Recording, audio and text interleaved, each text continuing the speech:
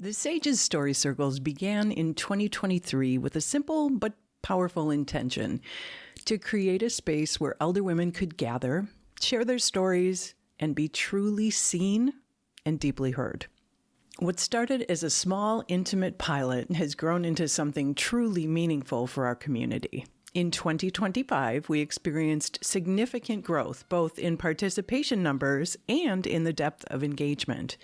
Attendance increased steadily, with returning members bringing friends and neighbors, and more importantly, participation evolved from casual storytelling to intentional, heartfelt sharing. Members arrived not only to speak, but to listen, attentively, intimately, and without interruption. As the circles matured, so did the relationships within them. What began as structured gatherings transformed into a network of genuine care.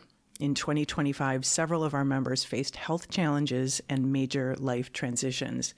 The support they received extended far beyond the circles and the meetings. Through phone calls, visits, shared meals, rides, and quiet companionship, the women truly cemented their bonds. And these bonds didn't happen by accident. They were built through the vulnerability, trust, and practice of deep listening that was cultivated within the circles themselves. The Sages Story Circles have become more than a program. They're a community of mutual support and dignity, and participants aren't simply attendees, they're witnesses to one another's lives. Recently, I asked the Sages themselves if they could sum up what the circles mean to them in just a couple words. Their responses were powerful in their simplicity. My word is tribe. I feel like just with the stories that we share, I have found a group of women that I feel really comfortable with. And yeah, I have found my tribe. I would offer the word vulnerability because I feel that for myself, it's been a lesson in how to be more vulnerable. When we first started, I remember feeling quite guarded and unsure of what I should share. But now over time, I know that whatever I share is going to be accepted and heard. So yeah, that's my word, vulnerability. I find comfort in being in a group of women who are supportive and thoughtful and are willing to share their stories. And I love being in this group. The word that came to me was gift. And it can be a small gift if it comes from an individual or even from a whole group. Might depend on the day. But a gift is a sweet thing. The word that came to me is community, and having a place where I feel that I belong and I'm respected with a group of women who I respect a lot and just enjoy being in their company and getting to know them at a level that comes through very deeply in the stories. I guess the word that comes to me is attention.